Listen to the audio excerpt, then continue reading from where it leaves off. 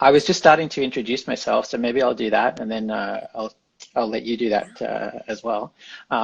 Yeah, so my name's Perfect. Matt, and I've had OCD for, well, I probably now I know about it. I probably had it my whole life, but I was diagnosed with OCD in 2009, and I've had it at the time. It was kind of moderate. Um, I was always able to kind of function, but it was like disruptive. It definitely affected my family, my relationships with my wife and my kids, and my work. I was able to do my work, but it was extra difficult for sure. And I've had different themes in the past. So I've had like intrusive, kind of like almost like magical thinking kind of thoughts. I've had contamination fears, um, morality, OCD. I've had relationship OCD now that I know more about it. So I've had different themes as well. And about 2 or 3 years ago, I had a pretty bad, uh, yeah, really tough time with OCD. I actually went to hospital for a couple of weeks, and so it was pretty bad. And I've been recovering for that since that time. Over the last 2 years, like gradually getting better again. So yeah, that's me. How about you? Do you want to introduce yourself? Yes, totally. So thank you so much for having me, Matt. I'm super excited to be here and to have this conversation with you and to open up the platform to talk even more about OCD. So my name is Diana. I was diagnosed with OCD when I was 11 years old. Okay. I am a mental health teacher, so I not only am able to share my experiences, but I also teach a lot about mental health and well-being as well. So very excited to be on here. I was originally diagnosed actually when I was 11. It spanned from a panda slash PANS diagnosis. So that's kind of where my OCD came from, along with the other host of symptoms and signs that kind of come along with panda Yeah. slash pans. So that's kind of my just like little overview and background. I definitely have had my fair share of different types of and themes of OCD, but definitely everything you were saying totally resonates with me as well. So yes, that's my little introduction. So thank you again for having me. Very excited to be here on this Sunday afternoon. Yeah, no, thank you. Maybe you can just talk a little bit about more about what, because people might not know what pandas is. Yes, totally. So pandas, it's spelled just like the animal. It is unfortunately not referring to the animal, but it's an acronym that stands for Pediatric Autoimmune Neurological Disorder Associated with Strep. So Okay. basically, pandas and then PANS is pediatric autoimmune neurological symptoms. So basically, what happens is you get sick either with strep. I had strep a handful of times. Not only did I have strep, but then I also had a experience when I was 11 where I had strep and then I had the swine flu. And that's kind of Oh, what triggered, yes, that's kind of what triggered all of the symptoms that was brought along from getting sick. So okay. pandas comes from strep. Pans is any other illness you get that kind of almost alters the wiring in your brain is Right. how it was explained to me when I was 11 years old. So yes, Okay. yes. And if All anyone right. has any questions about pandas or pans, definitely drop them in the Yeah. chat and we can answer them too, Yeah, for sure. for sure. Excellent. All right. Okay. No, thank you. Okay, so OCD, what is, I mean, so I know probably most people who are listening today, they probably have like OCD, or maybe they're not sure if they have OCD, then maybe they're just having, some thoughts or some trouble with some repetitive behaviors or things like that, or they're just not sure. So um, I thought it would be helpful, and we were chatting before about like doing an OCD 101. Yes. So if I say like, okay, OCD to you, like what do you think? Like what is Mhm. OCD for you? So yeah, so a few different things kind of come to mind. I think when I think about OCD, I think first about like my experience and then kind of the perception of what other people think Mm, OCD is. When I think of yeah. OCD, it's thinking about like the obsessive compulsive behaviors that come from an intrusive thought. And these Mhm. behaviors lead to limiting daily functioning and Yeah. prohibit you from doing certain activities because you feel like this sense of being trapped. Hmm. However, I also think of how it's become like a trendy phrase now to say like, oh my gosh, I'm so OCD, like that's so OCD. And I think when I kind of think about what is OCD, I think of first like my own experience and what it actually is, and then also think about like how people are constantly saying like, like OCD and using it as an adjective and also Yeah. using it as like, I know that I have OCD based off of my own experiences, but other people will say like, oh, like I have OCD because I have an organized Yeah. kitchen pantry. And Yeah. I think there's the difference between like maybe you have OCD and you have a very organized kitchen pantry, but if like you're organizing your pantry affects your daily functioning and day-to-day life, then like Yeah. yeah, that makes sense. But if you're just organizing your pantry and it's not affecting your daily life, then that's totally different. So I think both of like what it is versus it what people perceive it to be. Okay. Just looking at Yeah, there was a question just before we go on with that. There was someone had a question about PANS. Can it respond to antibiotic treatment later? So, Yeah, so there is a treatment that's out there, IVG. I personally know people that have had really successful experiences with it. I when I was diagnosed, it wasn't actually a thing then, so I personally have not used or had any IVG treatments. I think Matt and I were saying we would talk a little bit more about like treatments mhm. down the line. I've heard really great things. I think my advice would be to research it and also to get multiple medical opinions, not just one, to see if it would be the best fit for you. Okay. Um, okay, cool. So maybe, yeah, going back to what you were saying, I think it's really important what you mentioned about this difference between maybe what a perception others have of OCD versus what it feels like for you and someone who actually has it. And for me, I think it's really important to stress that OCD is a disorder. Like it's something which impacts your ability to function, like daily functioning. And it can be crippling. It can be exhausting. And I think, as you said, people saying like, "Oh yeah, I'm a little OCD. I like to have my pens in an order." Like, Totally. and, the reason we're talking about it is because we know how hard it can be to live with OCD, with you know a disorder that really impacts your life on so many levels. And Totally. one thing, Totally. for me, like. Is that I think at its core, and we'll talk about some of the themes in a bit, but at its core, it's about trying to get rid of uncertainty in Hmm. our lives in an attempt to be like 100% certain all the time, like of whatever it is, like, Yes. and you just can't Hmm. stop yourself until you're sure that everything is safe or everything is okay or everything feels just right, etc. Those kinds of things. And if you don't have that, you've experienced this crippling, it can be minor, it can be mild anxiety, but it can also Totally. be crippling anxiety to the point that, yeah, so that you can't, you can't even read a book or something. You can't even, or leave the house, etc.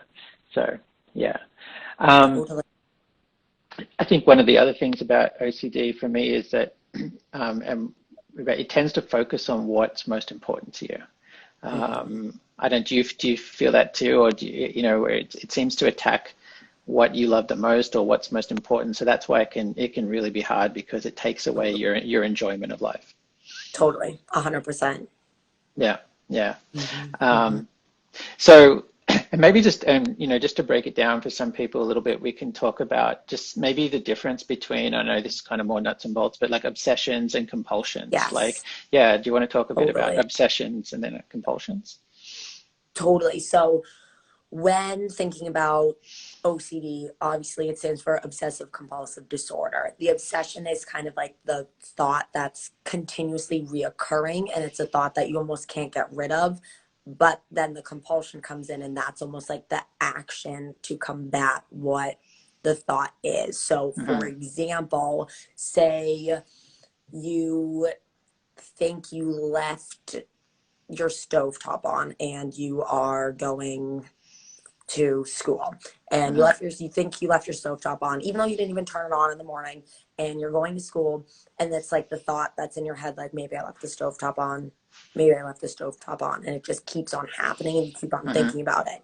Mm-hmm. That's the obsession. The compulsion would be, I'm going to drive back home and check, and then you leave, and then you're like, I don't know if it's Mm-hmm. still on. That's Mm-hmm. the obsession. The compulsion is, I'm going Mm-hmm. to go back and check to Yeah. see if it's turned off or not. So that's kind of Yeah. like the nuts and bolts of, yes, yep, the stovetop obsession is so distressing. Yep. It is. Yeah. Stovetop, door is locked. Yeah. So yes, definitely thinking about more like the nuts and bolts. The obsession is almost the thought, and the compulsion is like the reaction to try to stop the thought, which is something that, if you have OCD and you are aware of that, then you Mm-hmm. know that like the compulsion never actually helps the obsession. Yeah. But Yeah. if you're just learning more about OCD, you'll soon find that the compulsion isn't actually helping, but it's a little bit more hindering, which is why we get kind of stuck in the cycle of Totally. checking, thinking, checking, thinking. And Thinking. Yeah. Yeah. yeah, exactly. Yeah, Totally.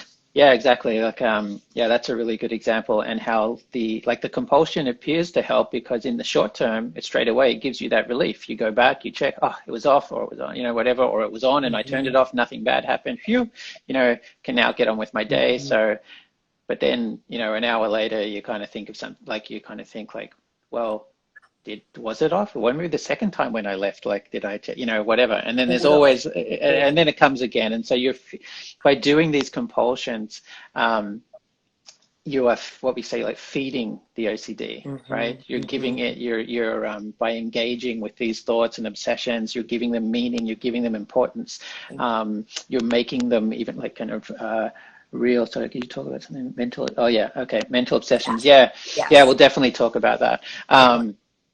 But yeah, so you're feeding the OCD, and even though it's harder not to go back and to sit with that Mhm. anxiety, that's what you want to try and do. Totally. Totally. Yeah. Um, yeah, and so maybe I'll just like go through like some examples of some obsessions, some common ones.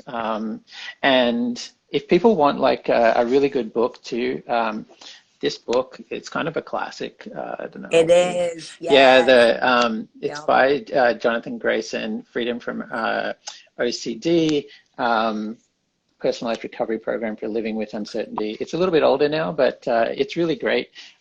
Talks a lot of what I kind of talk about is in there. But just some common obsessions like harm. If you constantly kind of think about hurting, somehow something you're going to do is going to hurt yourself or especially hurt others, harm to others. I have that big time.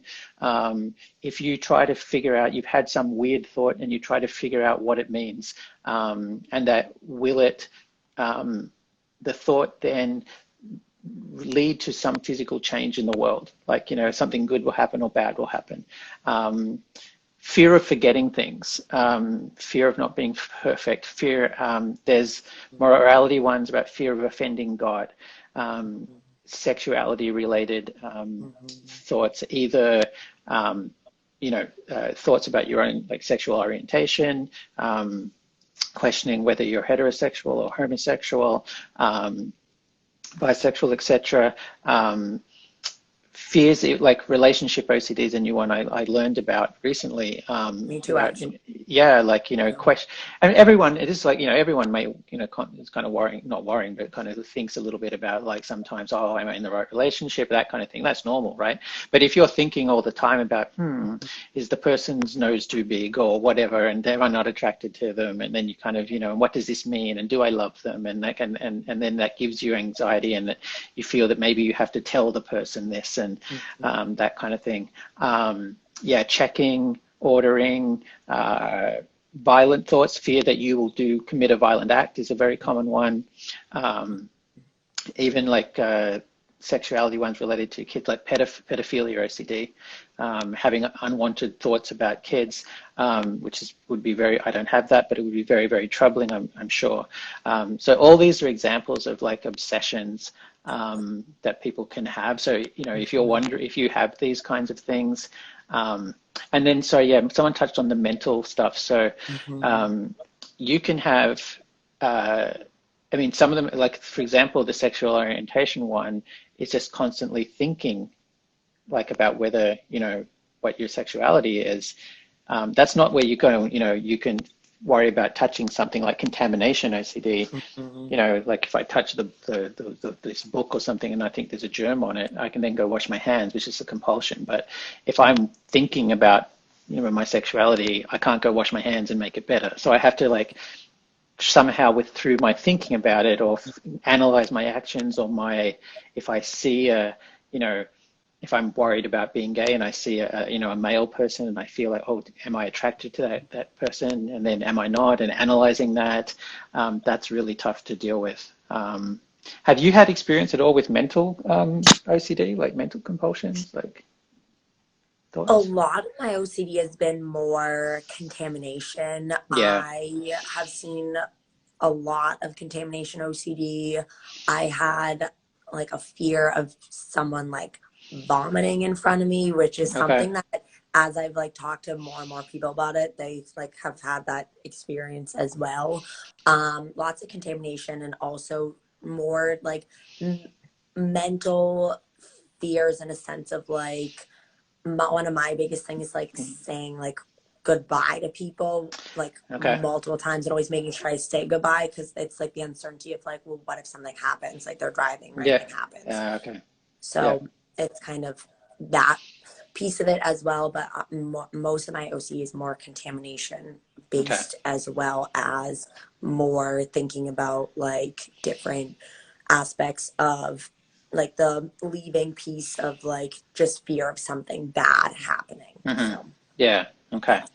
I think the important thing to point out, like, is what I've learned over the last few months too, is that whether you have a mental obsession, or whether it's more of a physical, like you said, contamination, where you're scared of getting sick or getting other people sick from things you touch, etc., stuff like that. Like the treatment is the same. For me, it's the same. Like it's harder with mental stuff, but this idea of not doing the compulsion. So with contamination, like you feel you need to wash your hands, like don't wash your hands, right? So people kind of, sometimes I've heard people say, well, how do I not think?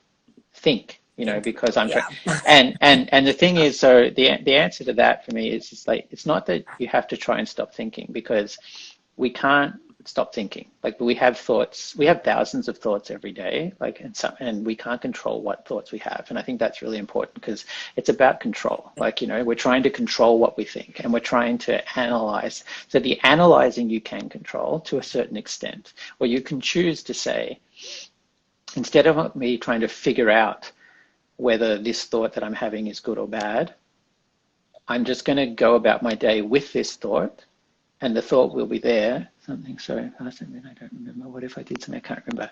Yeah, okay. That's what, yeah, that's a classic one too. So yeah, go about your day anyway. And it's almost like, say, in a way, like not welcome the thought, but kind of just say, oh, okay, you're going to be there, but that's okay. Like, that's okay. And Yes. leaving it to open to possibility that, yeah, the worst could happen. And I know that's really hard, but otherwise, how much, because I often, like, I think sometimes when people come to our support group, and they're trying to figure something out. I've been trying to figure out whether this means this and everything. I said, okay, over the last however many days, hours, weeks, or whatever you've been thinking about this, have you solved it yet? Like, do you think like, will you ever? Has it helped? Right, has it helped you? And my therapist said, like, I see a psychologist once a month now, and it used to be more often, but he asked me the question once. He said, like, okay, you keep talking about this situation. I can't even remember what it was, but it was something about I was worried about something. It was contamination related, and then my kids were going to get sick, right? Because something I had touched, and now it touches this, it touches that, then they touch it, then you know what I mean? Totally. Yeah, and so it's okay. All this trying to figure out whether they're going to be okay. Is it working? Like, will you get the answer? And when you stop and think about it, you think, if I'm just rehashing the same information, there's no new information here, right? So yeah, so it doesn't work, right? It doesn't work. So you might think it's helping you to give you that relief, but it doesn't really work. Totally. Yeah. That person who just kind of put the note about forgetting stuff, but what if I forgot now something, I think it's like, I don't know, do you want to touch on that at all, or? Yeah, it's funny you saying that is something every single night I set and check my alarms multiple times, and I Yeah. have probably like 17 alarms set because I'm constantly worried, like, well, what if I forget to set my alarm? What if Yes. I forget? Okay. To the Right. point where, like, I'll wake up at 2 o'clock in the morning and check to see if I set my alarms, even though I already Wow. checked like Yeah. multiple times. Yes. So I think more of like the forgetting piece is like You what don't need, sir. You don't need to, sir. You don't need to set alarms because you're going to wake up to check that you set the alarm anyway. So. exactly. I was just like, I will, exactly. No, 100%.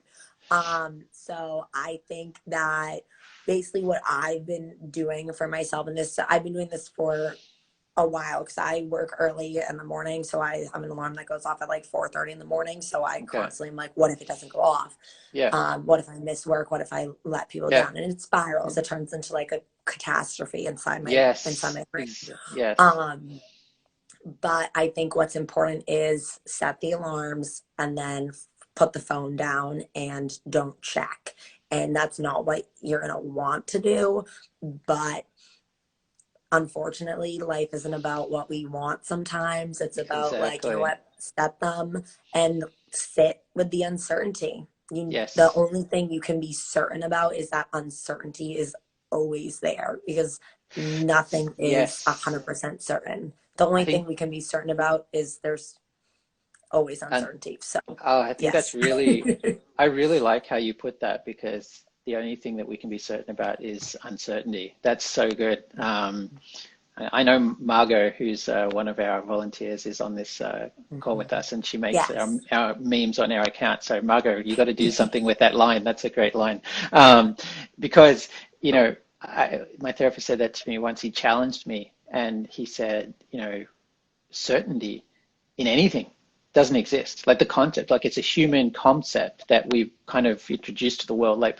that we want or that we think is there, but really it isn't. Like, and when you stop and think, like I was like, oh yeah, but what about like the sky is blue or all these things? And he's like, nope, nope. He said you could wake up tomorrow, there could be changes in the atmospheric chemicals or whatever, and it's green. Like I don't know, like whatever. Like you could, aliens could arrive tomorrow and wipe us out. It's possible. Like it's unlikely, but it's possible. Like, there's so many, so certainty does not exist. So if it doesn't exist, then why do we spend, like it's fruitless to spend our time trying to achieve it because we're trying to achieve something that doesn't exist. Totally. Which, I know yeah, one of my biggest things was a fear of a pandemic happening, which when I was 13, so many therapists were like, that's a pandemic's not going to happen. It's not going to happen. Yeah. Like that's not possible. A pandemic won't happen. And here we are. Yes, here we are. Yes, here we are. Like anything can happen. But I always anytime that I'm like talking and teaching about uncertainty, I always bring a thing of either like the Fantastic Cleaner or like Gonzo Cleaner, even Clorox, and say like even on these bottles it says 99.9% kills germs. Like there's always going to be that point Yep. 1 or point oh 0.01 Yep. that there's Yep. always a little chance. Yes. Yep. Yep. Exactly. Um, your OCD therapist was reassuring you. Yeah. Never worked. Haha, Mark, We that's we from can Marco. say we can say I switched pretty quick. Found a new one. But that's another one. That's a good Yeah. reassurance is another good example of a compulsion that sometimes people Yeah. don't realize is a compulsion. When you either seek from others to say like, oh, do you think this is a concern? Like, you know, do you worry about that? Da, da, da, da, da. Like trying to, what would a person without OCD do? Like, you know, I should just check with them. And what I found too is that I find this really hard to do is when I do self-reassurance. Oh, hang on, there's 80. Oh, well, yeah. Yeah. So, yeah, it's tough. Like, yeah, for That's support is tough that's for sure. yeah. So, oh, I'm glad you're here and listening to us. Me So, too.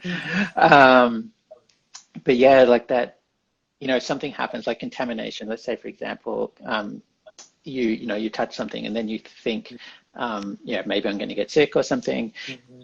And then in your head, you kind of say, well, yeah, but now what are the odds? Like, it's probably fine. Like, or no, but I remember cleaning it yesterday or whatever. Like, whatever you do to make yourself feel better Mm-hmm.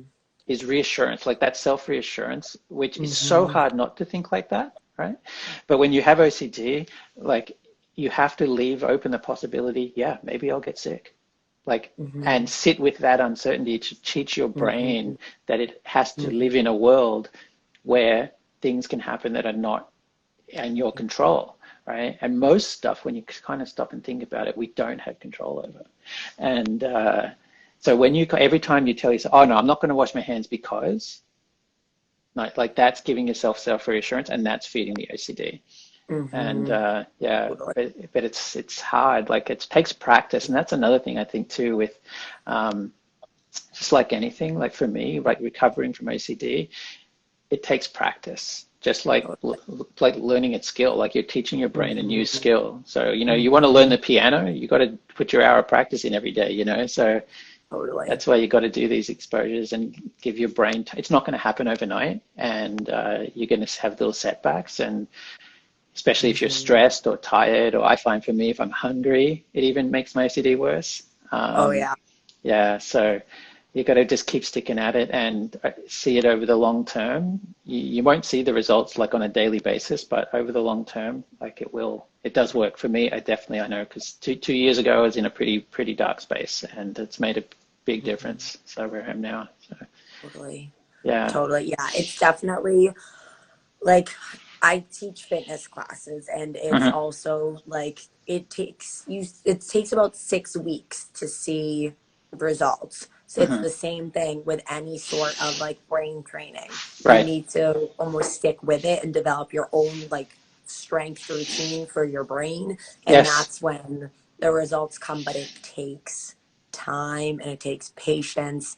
And it's just like training for a marathon. It takes a Yeah. long time, Yeah. but it also is something that is so worth it. And one of the biggest things that you can also think about that can be super helpful is we'll touch upon this too later is there's like the whole stigma Yeah. about oh it's mental, it's in your head, but there's so much of a physical aspect to it too of like retraining your brain how to think, Yeah. and it's just as much as a physical effort Yeah. um, as it is mental. And just like I was reading Margot's comments, is it's just like physical therapy. Like it feels worse before it gets better, but Yeah. if it feels worse, that's when you know that you're on the right track and you're doing the Yeah. work. So Yeah, no, yeah. exactly. And for the people there who are saying, you know, how they're feeling like they're out of control or they're crazy and those kinds of things, I just want to say to you, like, you know, um, there have remain hopeful because, Mm-hmm. as Diana was just saying, like it takes time and everything, but Mm-hmm. hopefully you can get the support you need because this is treatable, absolutely 100%. You can, you know. the jury's out on whether, I think, some people can say like whether OCD can be cured or not, or just learn to be managed. But it can definitely be managed pretty damn well. And it takes effort, but you'll get there. Like if you can get, hopefully you've got, at least start talking to somebody about what we talked about today, and try and find a therapist who knows about exposure response prevention, because it's definitely treatable.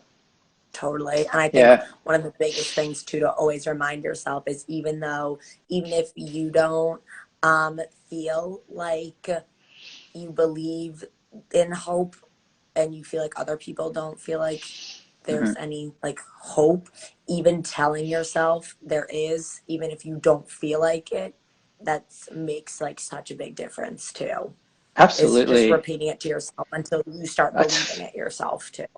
I'm really glad you said that, because actually a friend said to me once, like, that someone who's worked with OCD patients a lot said that the fact that the person has hope and wants to get better, is a really, really huge factor in getting better.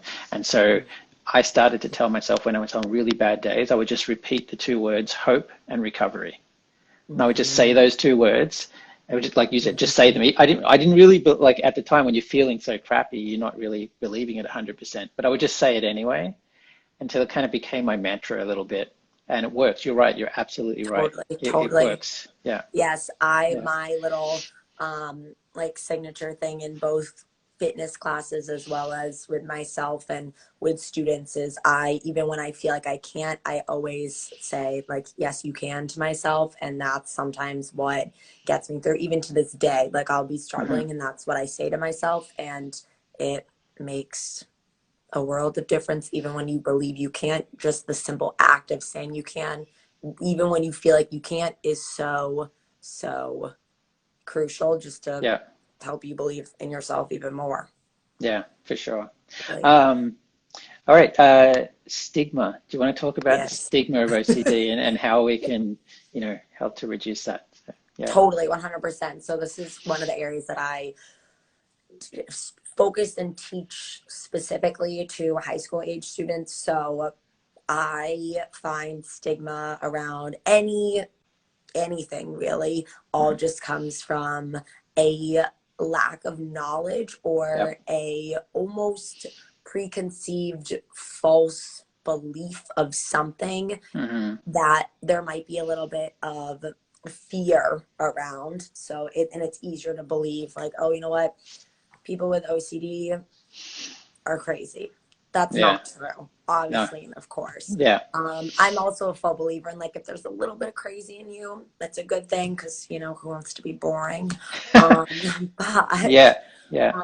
I think one of the biggest things is knowledge, and also stigmas are usually some sort of fear or like internal doubt that is then kind of projected on people that are going through something. I think I'm a big believer in behaviors communication. So if Hmm. there's ever anybody that is thinking a certain way and telling you they feel a certain way about something, it's usually something they might be internally struggling with. And it's important to recognize where that comes from. Hmm. I think the biggest thing with stigma is also recognizing that there's a whole like notion of certain things that are just like supposed to be this way. And I think Yeah. that reminding yourself, and also like even if there's a small piece of you that is feeling a certain way, that it doesn't mean it defines you. And Hmm. it's also so important to remember that what is not normal is the fact that there's not more of an emphasis placed on mental health and mental illness. Like it's not Hmm. normal that we don't talk about it that much. And I Hmm. think stigmas are just kind of a blanket covering of a way to think about a certain thing or group. And that's something that there needs to be more knowledge on and not so much fear towards. So Yeah. Yeah. That's kind of what I No, think that, about when I hear the word stigma. yeah, no, it was you said that really well.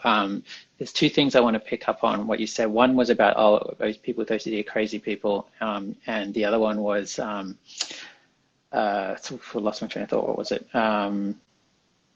Oh, it's gone. But if it comes, it'll come back. Great. Maybe it will, maybe it won't. We'll never know. We'll never know. Exactly, exactly. Just a couple people have had some comments around not knowing what to believe in their head. Is it real or not? They're scared. If they don't do the compulsion, it's going to feel very confusing. This is classic OCD. Totally. Anything that you can do to even like that's another thing I'll just touch on before going back to stigma is if you're not sure what to do with what you're thinking and you need to do this and everything, like even though this is going to sound kind of, I don't know, a bit simple, but the best thing to do is nothing. Like Yep. it's just do nothing 100%. and do nothing for, like, if you can't handle that, like just do nothing for 5 minutes. Like if you can just delay, put off the compulsion and then reassess. So do nothing for 5 minutes and then say, okay, is this something now that I really need to do something about, right? And, Totally. if you're still not sure, give it another 10, like whatever. And then just start that delaying practice, because you'll often find if you're able to put it off, when you kind of return to it 15 minutes later, you're like, oh, it's not as bad as I thought, right?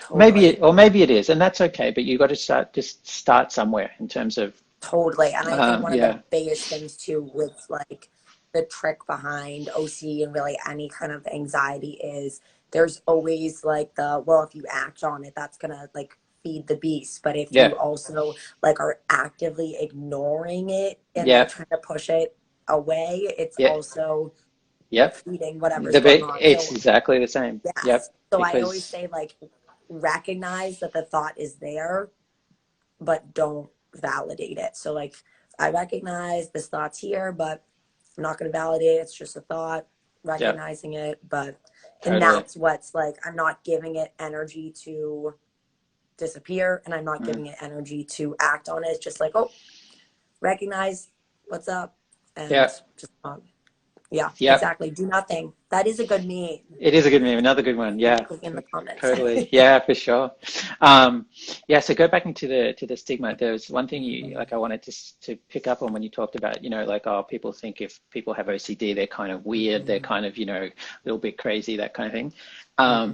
And actually, in his book, Grayson, the book I showed earlier, by Jonathan Grayson, he points out that. He's noticed, and he's like, someone who's worked with people with OCD for probably 40 years plus or whatever, is that some common traits around people who have OCD is they're usually pretty creative. They have like a good imagination, and they usually like have above average intelligence. So these are not like weird, crazy people, who are a danger to us, or that kind of thing. Like these are, people like just like any other person, probably people who like I said, this is a bit of a generalization, but yeah, people who are probably relatively smart. And the reason that we kind of, one of the, it's just one of the reasons that they kind of have all these thoughts all the time is because they're creative people, right? And imaginative people who apply that creativity and imagination in plenty of positive ways in their life, right? Totally.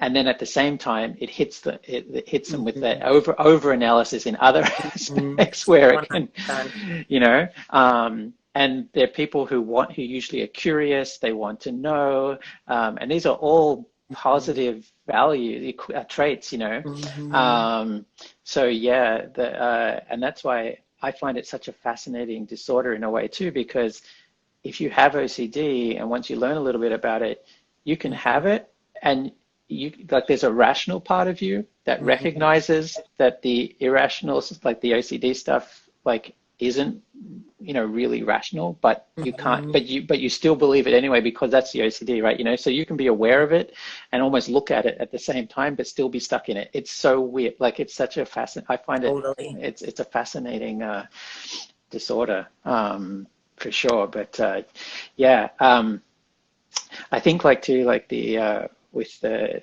stigma. Oh yeah, like you were saying, we just have to like I think it's definitely getting better the last few years around Mm-hmm. the focus on mental health. Totally.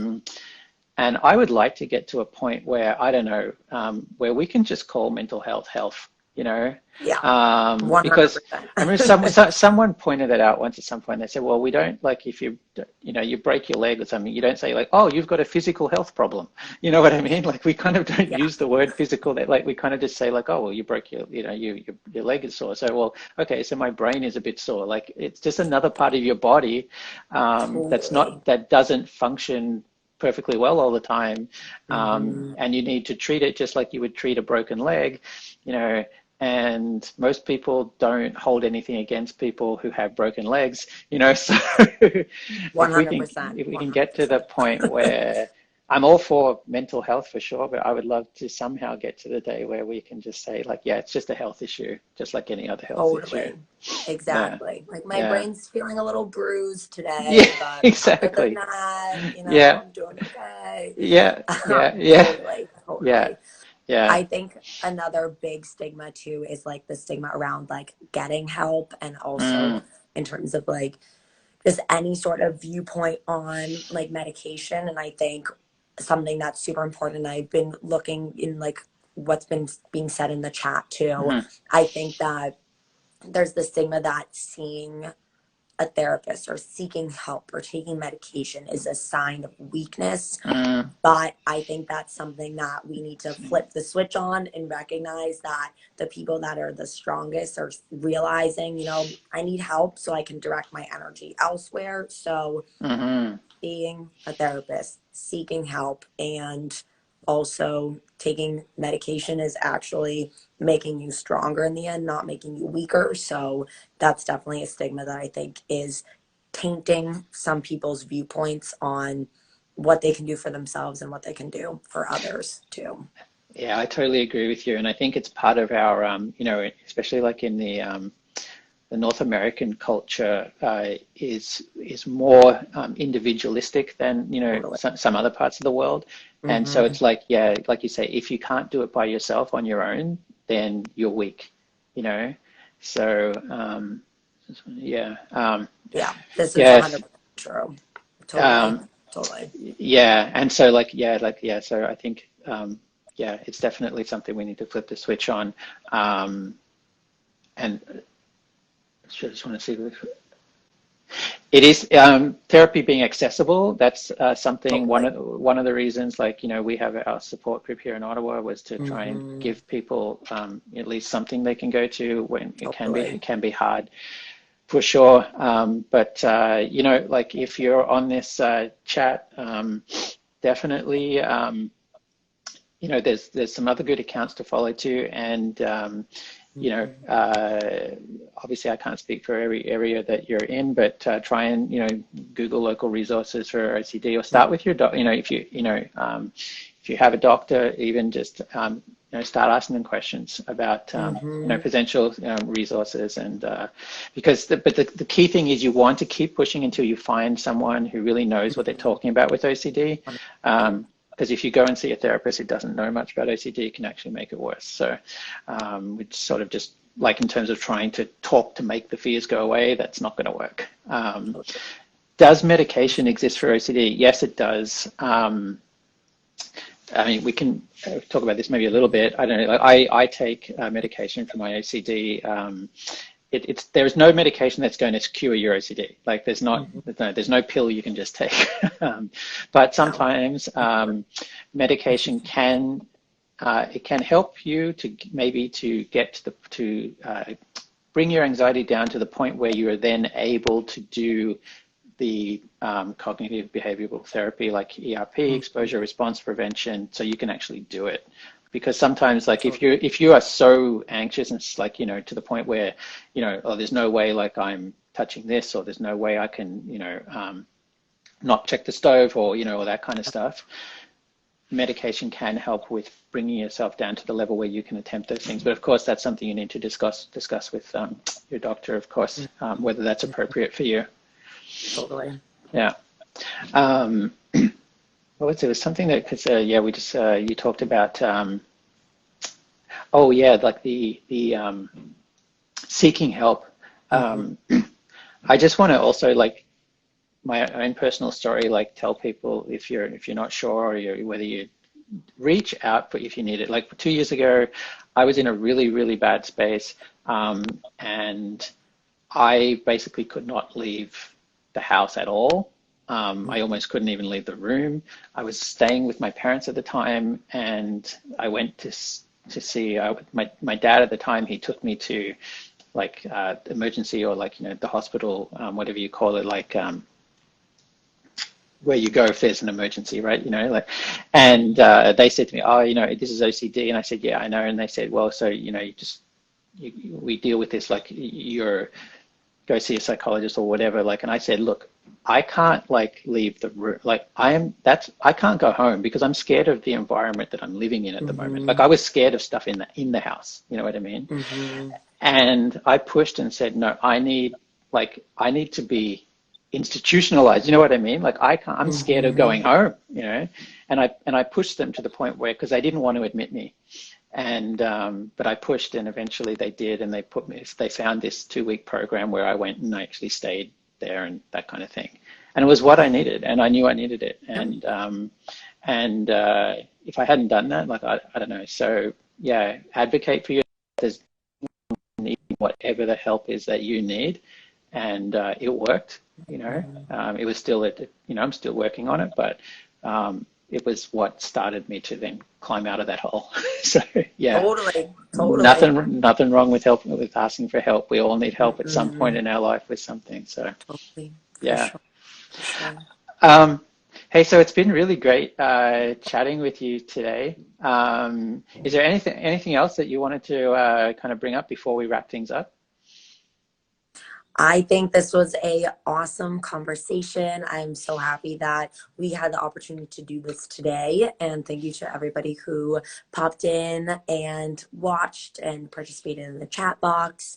In terms of any good book recs for OCD, I have on my page, I have a handful of like little links to books that you can always check out as well.